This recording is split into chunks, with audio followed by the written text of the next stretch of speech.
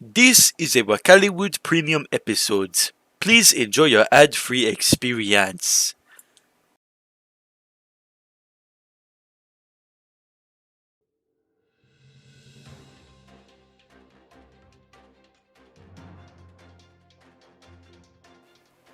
Good morning, Wakaliwood.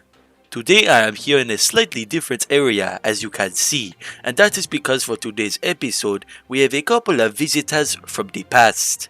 In fact, these visitors are some big figures, ones that could also be considered runs by many. Today, we're here to ask them some questions about themselves, their businesses, their successes, and their methods behind it all. Now, normally I would have a few others with me, but following some issues, we have had to quarantine multiple members from the studio due to Onja testing positive for D-Rona. So, since they will not be here for a bit, I will be doing this interview with myself, our visitors, and the camera crew only. With that being said, let's get to the interview, starting with our first visitor, Henry. So, Henry, I have got a few questions about your business and yourself, but before that, how about you introduce yourself to our audience? Of course, my name is Henry Clay Brick, but you can just call me Brick. I see. Well, freak.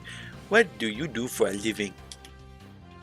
Well, I'm an entrepreneur and a philanthropist, and I own a couple of businesses for coke and steel. I see, but what do you mean by coke? Do you got that good? Is it for sale? Well, it's supposed to be a fuel business, but sure, you can buy some. Well, it's a fuel business. Ah, that makes more sense. And why is the name Freak so popular? What have you done to make yourself well known? The main reason is those businesses I just mentioned, the fuel business, Frick and Company, eventually turning into Frick Coke Company, then HC Frick and Company, was one of the biggest fuel businesses of its time. And my steel company was one of the fastest growing of its time. And what was this steel company called? The Carnegie Steel Company, that's the name. I was the acting chairman of the business. I see. What areas did you do business in? Mainly Pennsylvania. Both of my companies are in that state. The fuel company I've got is in Mount Pleasant, and the steel company is in Pittsburgh. It doesn't go much further, I'd say. And what about the term Robert Baron? How do you relate to that term?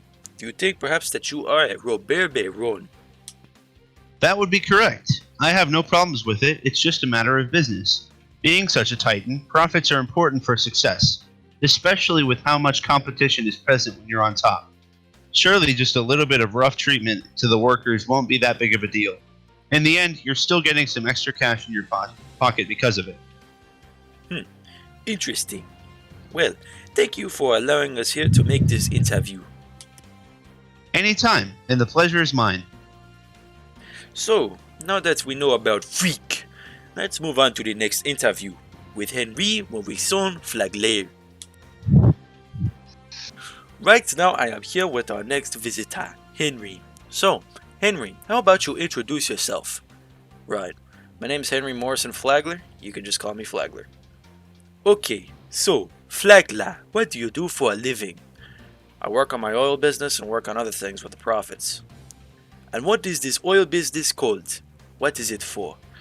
Well, the oil business is called Standard Oil. It has involvements in producing, transporting, refining, and marketing oil. Pretty much everything oil related.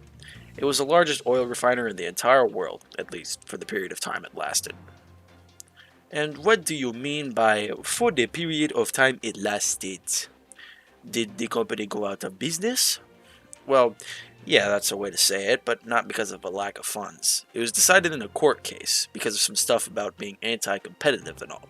Either way, I still got more than enough money to move on. It was a nice investment. Ah, what do you do with these profits? Well, most of it goes into Florida.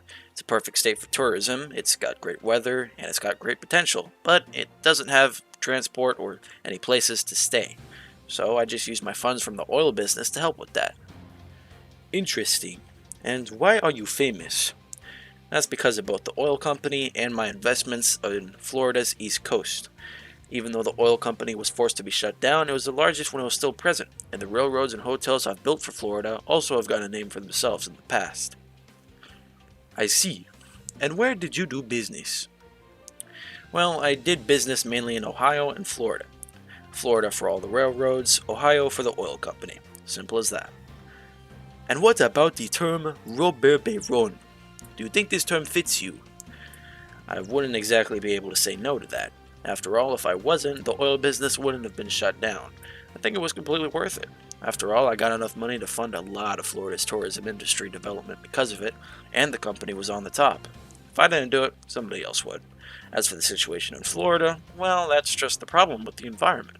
You can't really help but exploit workers and so on with all the conditions the state has, hurricanes and all that.